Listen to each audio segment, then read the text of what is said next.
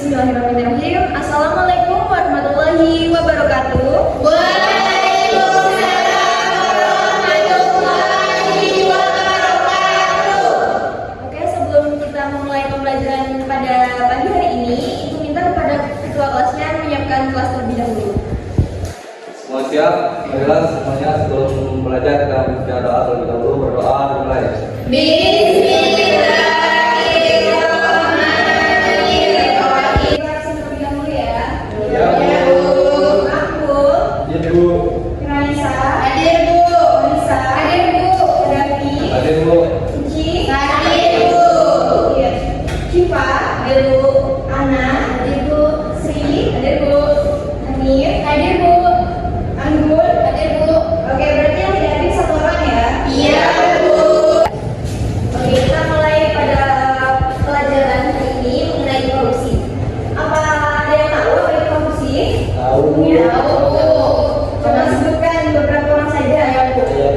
Pengambilan hak yang orang lain, Bu. Oke, kamu? Pengambilan negara. Yang anak-anak telah jelaskan tadi sebenarnya benar. Di sini saya akan mendalami lagi mengenai korupsi. Korupsi itu perbuatan melawan hukum yang dilakukan untuk memperkaya diri sendiri orang lain yang dapat merugikan keuangan negara dan juga perekonomian. Oke, tadi kan sudah paham nih kalian mengenai penjelasan korupsi. Itu minta untuk kalian memberikan contoh mengenai bentuk-bentuk korupsi. Saya, Bu. Baik, Marisa. Itu ada suap, penggelapan dana, penyalahgunaan jabatan, dan pelayanan publik. Betul. Oke, benar sekali. Di sini tadi kan sudah dijelaskan semuanya, ada suap, ada penggelapan. Coba Ibu minta untuk Pak Kul memberikan contoh terkait dengan suap. Suap, Bu. Kalau misalkan saya nih, Bu, mau masuk universitas misalkan, Bu, tapi saya merasa saya kurang mampu gitu, Bu, dengan akademik saya menjawab dosen tersebut agar bisa masuk ke universitas tersebut. Oke, itu memang sudah sering terjadi ya Iya, di sering terjadi. sini. Lalu Ibu minta untuk ada nggak di sini yang pernah melakukan pemerasan? Tidak. Coba Ibu minta Firanisa sendiri untuk memberikan contoh mengenai pemerasan. Seperti ini, Bu. Kan saya ini punya teman bernama Marisa, Bu. Nah, jadi misalnya Marisa ini kan pergi ke kampus dengan saya dengan memakai motor saya, Bu. Nah, ini saya mempunyai tugas sulit, tapi saya tidak bisa mengerjakan sendiri dan saya menyuruh Marisa dan memaksa Marisa untuk mengerjakan tugas saya, Bu. Waduh, jangan-jangan Firanisa Fitri Iya, Bu. pemerasan.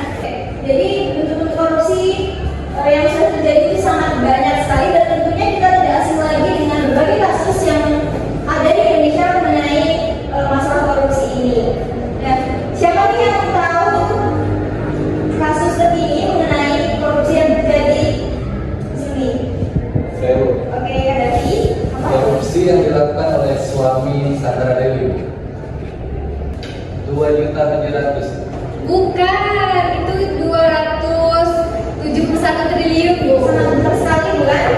Nah, jadi korupsi itu terjadi adanya kekuasaan dari seseorang yang mempunyai jabatan tinggi. Jadi beliau itu mempermudah kasus dari korupsi yang dia lakukan. Jadi solusi untuk menangani kasus korupsi itu kita diperlukan pendidikan dan juga kesadaran sejak dini. Makanya kita di sini sudah belajar mengenai korupsi, bentuk-bentuk dan juga solusi untuk menangani dari kasus korupsi. Saya sudah materi pada hari ini dan juga mau menyampaikan pembelajaran materi pada hari ini, yaitu kita sambung dengan debat pro dan kontra. Sebelum itu kita akan melakukan SBM terlebih dahulu untuk berrelaksasi agar kalian bersemangat dalam pembelajaran mengenai argumen yang kalian ketahui untuk korupsi ini. Oke, Bu. Wow.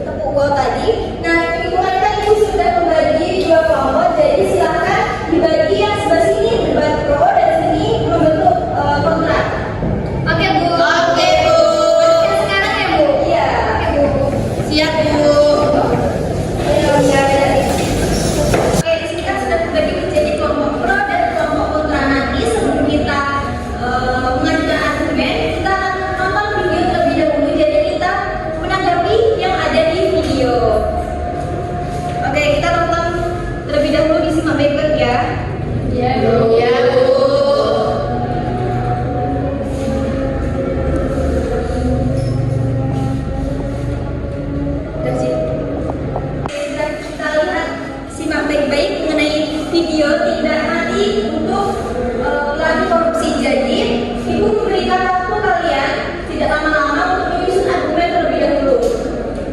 Baik, Bu. Baik, Bu.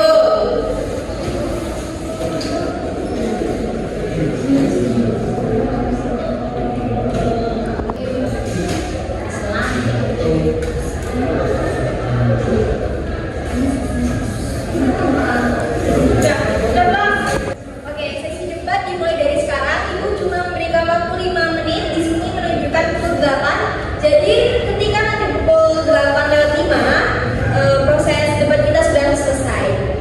Sebelum itu, silakan tim pro memberikan argumen, dan ketika nanti ada sanggahan jangan lupa bilang instruksi, oke? Iya, Bu.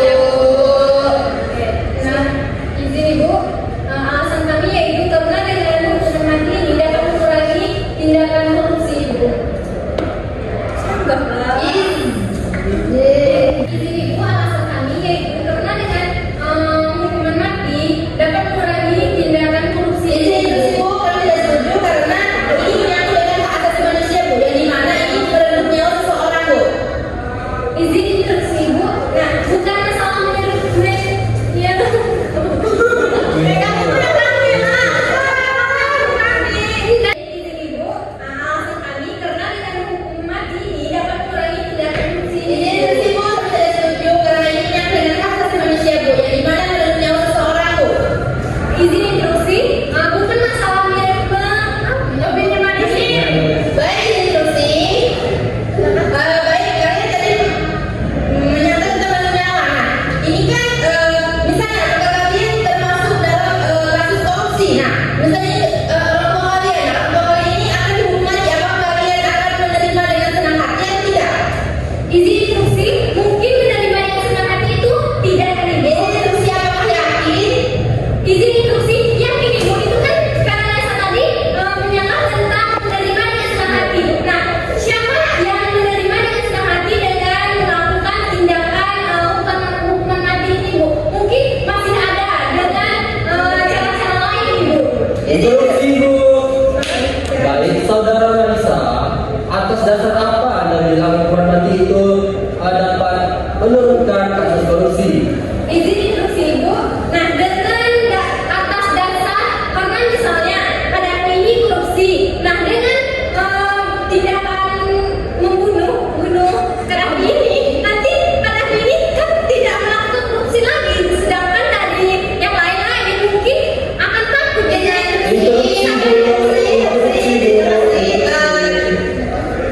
Instruksi, Bu. Kalau misalkan Anda bilang kasus korupsi bisa diatasi dengan hukuman mati, lantas mengapa negara membuat pendidikan anti korupsi? Untuk apa? Apakah untuk mencegah atau hanya untuk membuat saja? Kenapa harus hukuman mati? Silakan, terima kasih. Izin instruksi. Baik, Saudara Mangku, korupsi itu dapat merugikan negara yang begitu besar. Jadi kita harus memberantasnya. Iya, instruksi, Bu. Instruksi, Bu. Instruksi, Bu. ada tindakan. Nah, suaminya dari siapa? Sandra Dewi dari korupsi sebesar 271 triliun, Ibu. Itu nilainya tidak main-main, Ibu. Nah, dari korupsi ini, dari kasus ini, itu dapat merugi negara, Ibu. Sedangkan kalangan miskin yang di bawah itu sangat banyak, Ibu, dari dampak korupsi ini, Ibu. Instruksi, Bu. Instruksi, Bu. Atas dasar apa? Dengan teori apa Anda bilang bahwa dengan hukuman mati memang benar dapat menurunkan kasus korupsi? Dengan teori apa? Anda percaya? Izin Ibu, mungkin dengan teori tidak ada, tetapi dengan cara ini kita dapat memberantas korupsi. Instruksi, Bu. Maksud saya dengan hukuman itu, Bu, ini kan manusia ini merupakan manusia biasa. Nah, dengan hukuman mati belum tentu bisa mengurangi korupsi, Bu, karena manusia itu kan, Bu, tempatnya salah, dan manusia itu mempunyai hawa nafsu yang sangat besar, Bu. Dengan hukuman mati belum tentu dapat mengurangi korupsi tersebut, Bu. Izin instruksi, mungkin dari para desa menyebutkan dengan tempat kesalahan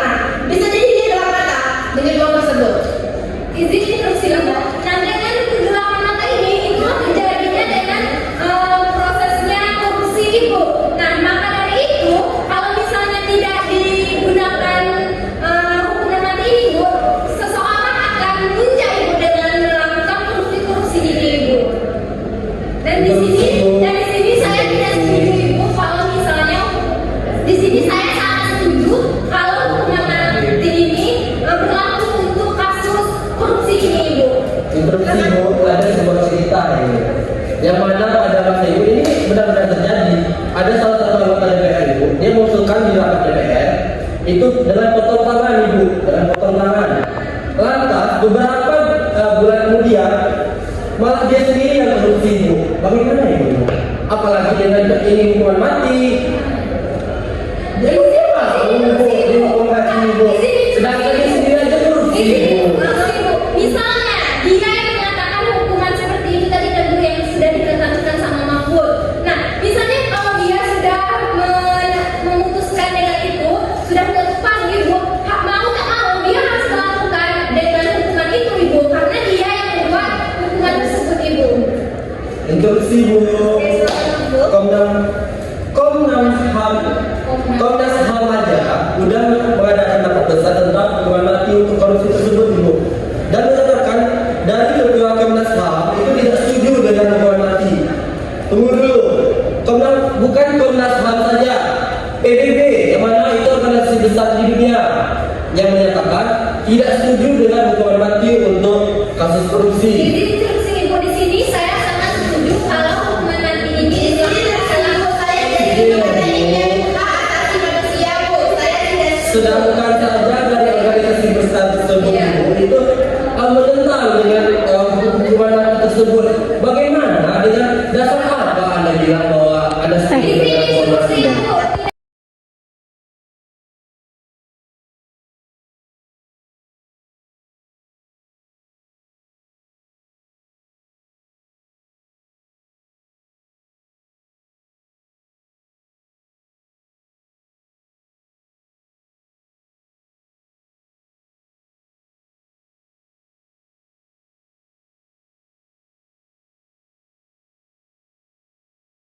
Selesai sudah debat pro dan juga kontra pada hari ini, semuanya sangat antusias sekali mengenai debat pro dan kontra tidak pidana mati terhadap pelaku korupsi. Di sini Iqbal akan memberikan satu orang untuk merefleksikan dan juga kader dan juga memberikan kesimpulan. memberikan kemudian.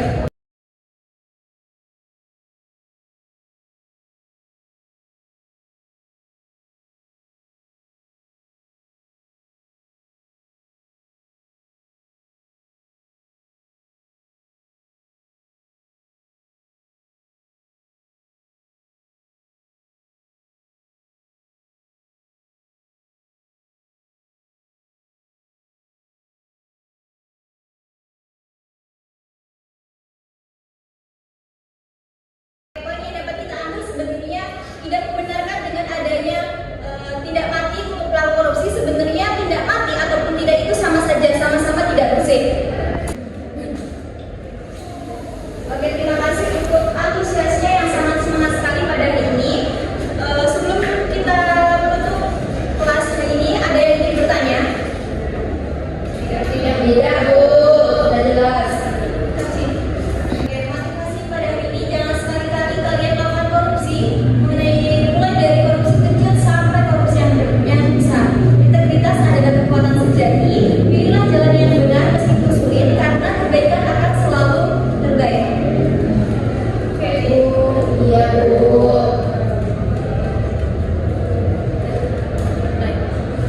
Nah, oke, silakan temukan dan juga catat pemikiran kalian.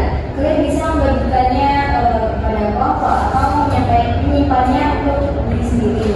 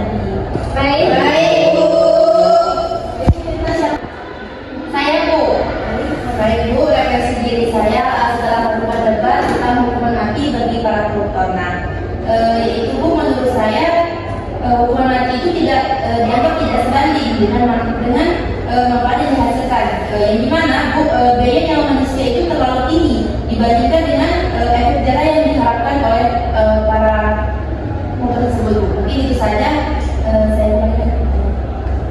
Oke, nanti kita lanjut lagi. Silakan untuk siapa?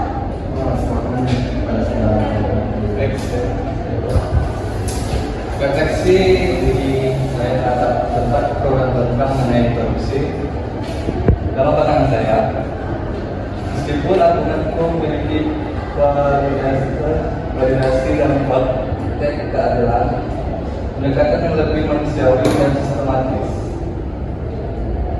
dalam mengenai korupsi lebih diutamakan. Saya lagi Bu. Nah, setelah melakukan debat ini Bu, saya menganggap bahwa korupsi ini banyak orang tahu kalau korupsi ini tidak boleh dilakukan Bu karena merugikan banyak orang. Nah, dalam lingkup kecil saja kita tidak boleh korupsi kepada orang tua kita dari segi uang jajan kita, dari segi semuanya kan Bu. Nah, terus kalau untuk hukuman mati itu menurut saya itu tidak bisa dilakukan Bu, dan juga tidak akan menjadi efek jerah Bu, karena dengan kita melakukan hukuman mati ini kita juga termasuk orang yang melanggar hak Bu, hak asasi manusia Bu, melanggar HAM. Nah, dari sana Bu, saya menganggap bahwa hukuman mati ini tidak setimpal Bu, tidak memberi efek jerah Bu. Sekian, terima kasih. Oke, terima kasih kepada Marisa. Siapa lagi yang belum tadi? Saya Bu. Silakan Pak Bu. Izin Bu. Jadi refleksi saya untuk hari ini, dimana saya menganggap bahwa hukuman mati ini untuk para tindak pidana koruptor saya tidak efektif. Bukan tidak efektif, gimana? Dengan hukuman mati ini belum tentu bisa 100% menghilangkan korupsi di Indonesia ini. Apalagi ini menyangkut dengan seseorang. Jadi bagi saya tidak setuju hukuman mati untuk tindak pidana koruptor. Ya, kalau untuk korupsi itu sama-sama lah dari kita sebagai warga negara untuk memeranginya dengan sadar diri masing-masing. Oke, terima kasih untuk Anda semua. Berarti di sini kalian memang sudah memahami mengenai korupsi. Oke, baik, terima kasih Anda semua. Berarti di sini kalian sudah paham mengenai korupsi di Indonesia, dan juga kalian sudah berani menyampaikan argumen-argumen kalian sehingga argumen kalian itu bisa membawa pikiran kalian lebih kritis lagi untuk kedepannya. Oke, sebelum menutup pembelajaran pada hari ini, adakah yang tidak paham mengenai pembelajaran korupsi? Silakan bertanya, jika ada yang ingin bertanya. Baik, bagaimana korupsi mempengaruhi perekonomian di suatu negara? Oke, bagaimana korupsi itu mempengaruhi perekonomian di suatu negara? Jadi, Anda semua, kalau kita ngomongin korupsi nih ya, nah bayangin saja kalau negara itu kayak perusahaan besar. Kalau banyak orang di perusahaan itu yang curang dan diambil uang untuk kepentingan pribadi, perusahaan itu pasti lama-lama akan bangkrut, ya kan? Iya Bu. Iya Bu. Nah, jadi sama kayak negara, korupsi jadi uang yang seharusnya dipakai buat membangun jalan, sekolah, rumah sakit, malah hilang entah kemana. Nah, akibatnya apa? Jadi pembangunan jadi terhambat. Lalu investor asing takut untuk berinvestasi, dan juga orang-orang susah cari kerjaan. Nah, karena uang yang seharusnya bisa digunakan untuk kesejahteraan rakyat malah diselewengkan, otomatis tingkat kemiskinan itu bisa jadi naik deh. Plus harga barang bisa naik gara-gara banyaknya korupsi yang bikin ekonomi tidak stabil. Intinya korupsi itu kayak parasit yang menyisap sumber daya negara. Negara yang banyak korupsinya susah banget buat maju, karena semua uangnya itu udah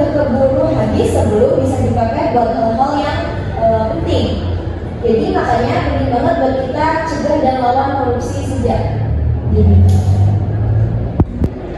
Oke, sebelum mengakhiri kelas, Ibu minta kepada ketua kelasnya untuk memimpin doa terlebih dahulu. Baiklah teman-teman semuanya, sebelum pulang ada lagi kita membaca doa menurut agama dan seperti masing-masing. Doa dimulai. Doa selesai.